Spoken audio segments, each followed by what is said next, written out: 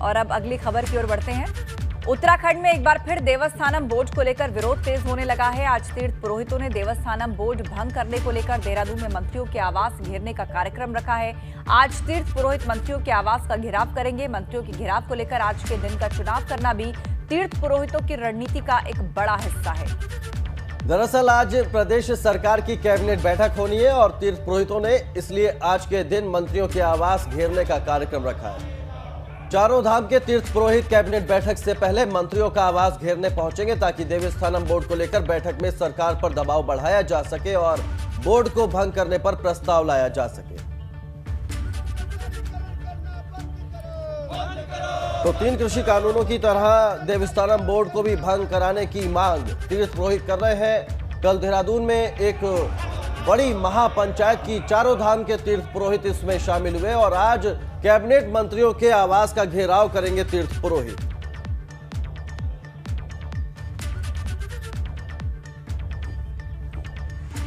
तो देवस्थानम बोर्ड को लेकर चारों धाम के तीर्थ पुरोहितों ने सोमवार को महापंचायत की थी और उसमें क्या रणनीति बनाई, कैसे अपने विरोध को तीर्थ पुरोहित धार देने वाले हैं, इस रिपोर्ट में देखिए। सरकार होश में आओ। देवस्थानम बोर्ड वापस लो। देवस्थानम बोर्ड के विरोध में चार धाम तीर्थ पुरोहित हकदारी महापंचायत की बैठक हुई, जिसमें तीर्थ पुरोहितों ने आगामी रणनीति पर मंथन किया।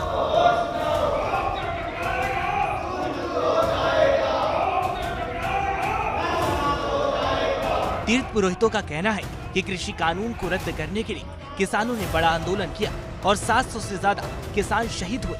उसी तरह यदि सरकार देवस्थानम बोर्ड को भंग नहीं करती है तो तीर्थ पुरोहित भी ऐसा ही कदम उठाएंगे। सरकार को शायद इंतजार था कि 700 किसान जब आत्मदाह करेंगे, जब 700 किसान देश के अंदर मरेंगे तब जाके भंग करेंगे, लेकिन हमने भी यही चीज सरकार के पकड़ दी है। सरकार ने जब किसान को 700 किसान मरे तब जाके भंग किया और हमने भी प्रण कर लिया है कि वो 700 मरे, हम कम से कम जो है आत्मदाह करने 5 लोग जो है चारों धामों से आत्मदाह करेंगे, तब जाके देवस्थानम बोर्ड जो है सरकार भंग करेगी। और 27 तारीख को इसी संबंध में आज हमारी एक अहम बैठक है। 27 तारीख को हम मंत्रियों का घेराव करेंगे और काला दिवस मनाएंगे। तीर्थ पुरोहितों ने ये भी तय किया है कि देहरादून के गांधी पार्क में बड़ा आंदोलन होगा, जिसमें प्रदेश भर के तीर्थ पुरोहित शामिल होंगे और जरूरत पड़ी तो इसे आमरण अनशन में भी तब्दील किया जाएगा।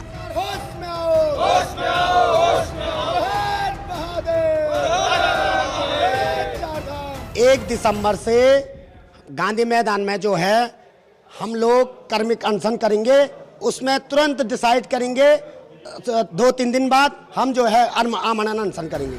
इतना ही नहीं, सूत्रों के हवाले से ये भी जानकारी मिली है कि सरकार पर दबाव बनाने के लिए तीर्थ पुरोहित कल यमुना कॉलोनी में मंत्रियों के आवास पर घेराव करेंगे, क्योंकि कल धामी सरकार की कैबिनेट बैठक भी है और उससे पहले तीर्थ पुरोहित सरकार पर ये दबाव बनाना चाहते हैं कि कैबिनेट में प्रस्ताव लाकर देवस्थानम बोर्ड को भंग कर दिया जाए। बंद करो, मंत्रियों का सरकारीकरण करना बंद करो, बंद करो, बंद करो।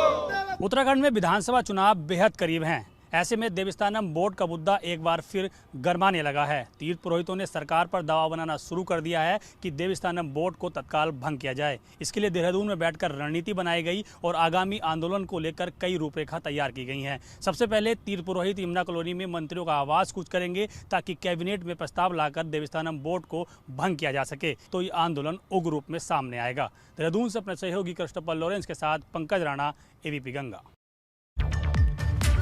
और सीधे अब आपको लिए चलते हैं रुद्रप्रयाग। हमारे सहयोगी रोहित डिमरी वहां से जुड़े हुए हैं और उस पूरे मुद्दे पर अपनी नजर बनाए हुए हैं। रोहित, अब तीर्थ पुरोहितों ने जो मंथन किया है, किस रणनीति के साथ आगे बढ़ेंगे और क्या कदम अब आगे उठाए जा सकते हैं?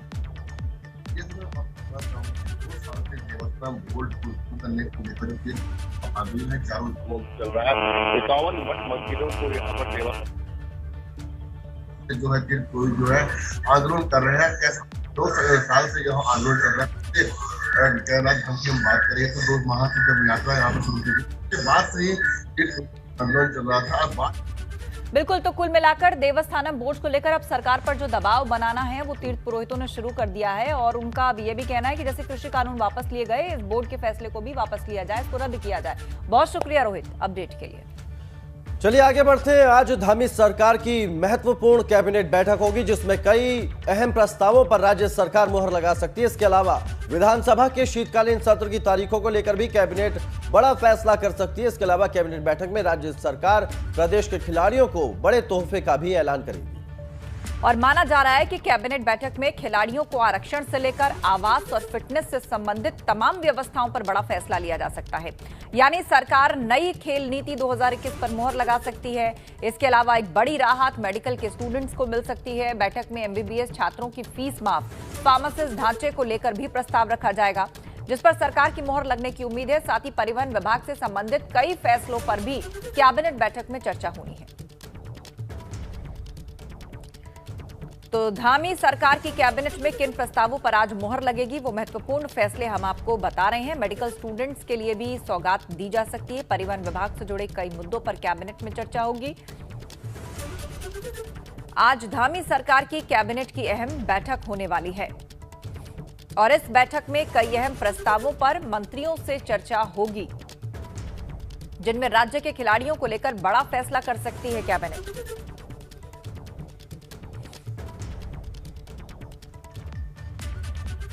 उधर यूपी उत्तराखंड के बीच 21 सालों से चले आ रहे परिसंपत्ति विवाद का सुलझना कांग्रेस को पच नहीं रहा। कांग्रेस नेता लगातार समझौते को लेकर भाजपा और सीएम पुष्कर सिंह धामी पर निशाना साध रहे हैं। कांग्रेस का आरोप है कि सरकार परिसंपत्ति मामलों को लेकर कोर्ट में लंबित चल रहे मामलों को वापस लेने की बात कह रही है जो कि उत्तराखंड के लिए सही नहीं है। कांग्रेस ने परिसंपत्ति विवाद को लेकर धामी सरकार को चेतावनी भरे लहजे में कहा है कि अगर धामी सरकार अपने तरीके से परिसंपत्ति विवाद को सुलझाने के लिए कोर्ट में लंबित मामलों को वापस लेगी तो वहीं कांग्रेस कोर्ट में इसका विरोध करेगी और कोर्ट के सामने आपत्ति दर्ज कराएगी। मुख्यमंत्री जी का ये बयान है कि ये निर्णय हुआ है दोनों पक्षों से कि हम कोर्ट में लंबित मामलों को वापस लेंगे। जैसे ही ये कोर्ट में मामलों को वापस लेंगे हमने ये तय कर रखा है कि हम कोर्ट में इस केस में इंटरवेन करने की हम परमिशन मांगेंगे और ये केस तब तक बंद न कर दिए जाए जब तक कि इस केस का कोर्ट की नज़र में फाइनल सेटलमेंट क्या होना चाहिए, न्यायोचित क्या होना चाहिए, वो जब तक तय न हो जाए। हम दोनों योगी जी और वर्तमान के हमारे मुख्यमंत्री धामी जी, इन दोनों के सेटलमेंट को हम फाइनल सेटलमेंट बिल्कुल कदाचित नहीं मानते। प्रदेश की राजनीति को लेकर उत्तराखंड के पूर्व सीएम हरीश रावत ने बड़ा बयान दिया है। हरीश रावत ने अपनी एक पोस्ट में लिखा है कि उनके मन में बार बार यह विचार आता है कि उत्तराखंड में राजनीतिक स्थिरता कैसे रहे, राजनीतिक दलों और आंतरिक संतुलन और स्थिरता कैसे पैदा हो। जब स्थिरता नहीं होती तो विकास नहीं होता, केवल बातें होती हैं। उन्होंने कहा, मैं पिछले 21 साल के इतिहास को यदि देखूं तो मुझे लगता है कि उत्तराखंड के अंदर राजनीतिक अस्थिरता पहले दिन से ही हावी है। उत्तराखंड में हर राजनीतिक दल में इतने लोग हैं कि सबको साथ लेकर चलना उनके लिए कठिन है। कांग्रेस और भाजपा जैसी पार्टियों के लिए तो ये और भी मुश्किल होता जा रहा है। केंद्र सरकार का यह फैसला कि राज्य में गठित होने वाले मंत्रिमंडल की संख्या कितनी हो, उससे छोटे राज्यों के सामने और ज्यादा दिक्कत पैदा होती है। उत्तराखंड जैसे राज्यों में मंत्री 12 बनाए जा सकते हैं मगर विभाग तो सारे हैं जो बड़े राज्यों में हैं। सचिव भी उतने ही हैं जितने सब राज्यों में हैं मगर एक एक मंत्री कई कई विभागों को संभालते हैं जिससे मंत्रियों का छोटे विभागों पर फोकस नहीं होता और उनकी ग्रोथ पर असर पड़ रहा है।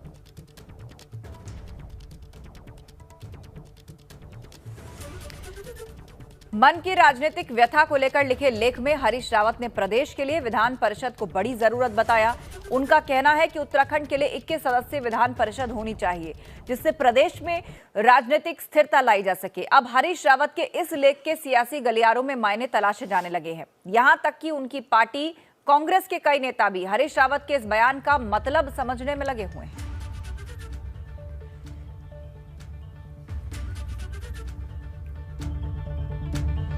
और अब वक्त हो गया है धुआंधार 22 खबरें बताने का। चलिए शुरू करते हैं। हरीश रावत ने दी पार्टी स्क्रीनिंग कमेटी को सलाह, 15 दिसंबर से पहले ना शुरू करें अपना काम, इससे कांग्रेस की चुनावी तैयारियों पर होगा उल्टा असर।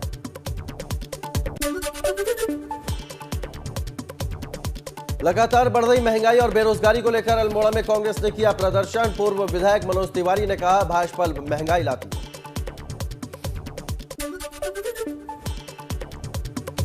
उत्तराखंड में तेज होने लगी है भू कानून की मांग। कानून की मांग को लेकर प्रभात वालिया करेंगे 1000 किलोमीटर की यात्रा। उत्तराखंड की क्रांति दल ने समर्थन दिया। 10 दिसंबर को मुख्यमंत्री आवास से शुरू करेंगे यात्रा। उत्तराखंड राज्य आंदोलनकारियों ने कई मांगों को लेकर प्रदर्शन किया। पिथौरागढ़ डीएम कार्यालय के सामने धरने पर बैठे। जिले में छूट गए राज्य आंदोलनकारियों के नाम लिस्ट में शामिल करने की मांग।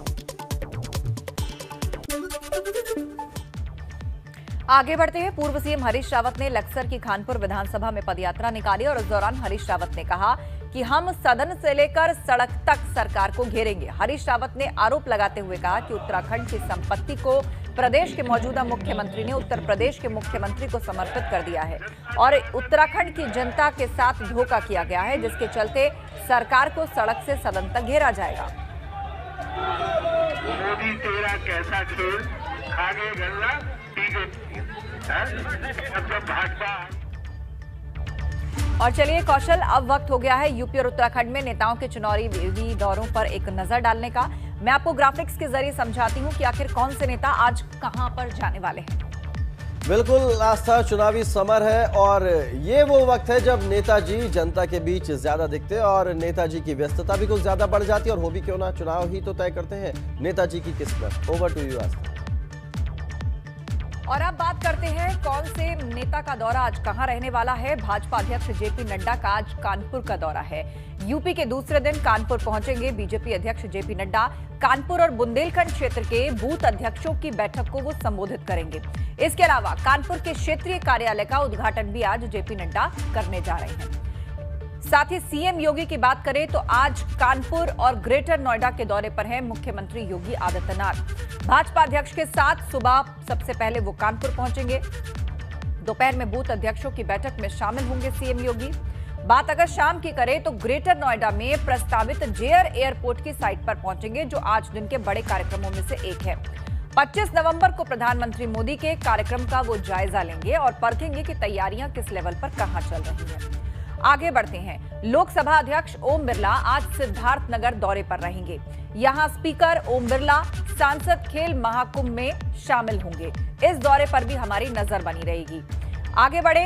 खेल मंत्री अनुराग ठाकुर आज मुजफ्फरनगर के दौरे पर पहुंचने वाले हैं। अनुराग ठाकुर सांसद खेल प्रतियोगिता में शामिल होंगे। खेल मंत्री प्रतियोगिता के खिलाड़ियों को पुरस्कार देकर सम्मानित भी करेंगे। तो इन तमाम नेताओं के दौरों पर हमारी नजर बनी रहेगी और इससे जुड़ी अपडेट्स हम आपके लिए लाते रहेंगे। जी शुक्रिया आस्था। तो काफी अहम दिन रहने वाला है आज। भाजपा के अध्यक्ष जेपी नड्डा कानपुर दौरे पर रहेंगे। आज उनके यूपी दौरे का दूसरा दिन है। मुख्यमंत्री योगी आदित्यनाथ कानपुर और ग्रेटर नोएडा भी पहुंचेंगे। तो काफी बिजी शेड्यूल रहने वाला है आज का और ये वो खबरें हैं जिन पर लगातार एबीपी गंगा की खबरें रहेंगी नजरें। और अब वक्त हो चला है हमारे खास सेगमेंट नेताजी फिट है तो हिट है का। यूपी विधानसभा चुनाव नजदीक है, चुनावी सरगर्मी है, तो जाहिर है कि नेताजी के लिए व्यस्त होने की चुनौती भी है। लेकिन इस चुनौती के लिए नेताजी कितने फिट हैं, यानी नेताजी फिट हैं तो हिट है। हम बात कर रहे हैं उन नेताओं की जो खुद को व्यस्त शेड्यूल के बावजूद फिट रखते हैं, लेकिन फिट रहने के लिए वो क्या करते हैं। आज हम आपको दिखाएंगे उन्नाव के सफीपुर से भाजपा के विधायक बंबालाल दिवाकर के फिट रहने का फॉर्मूला।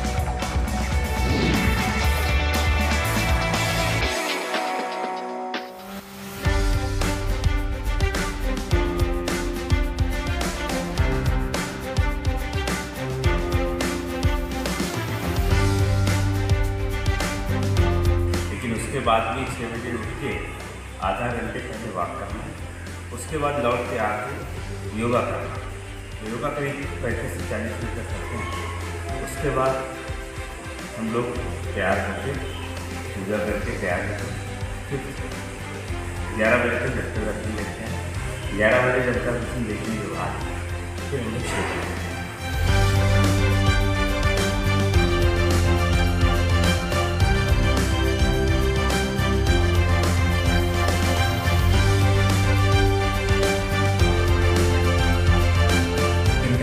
एक से 1.5 घंटा अपने शरीर के लिए देना, यही अपना एक समय है। उसके बाद तैयार होने के बाद जनता दर्शन करीब 3 घंटे चलता है। 3 घंटे के बाद कुछ खा के निकल जाना होता है क्षेत्र की ओर, क्योंकि क्षेत्र जाके फिर वापस आने के लिए हो सकता है 10 बज जाए, 11 बज जाए, 11:30 बज जाए, अक्सर 11 और 10 के बीच में ही लौटते हैं।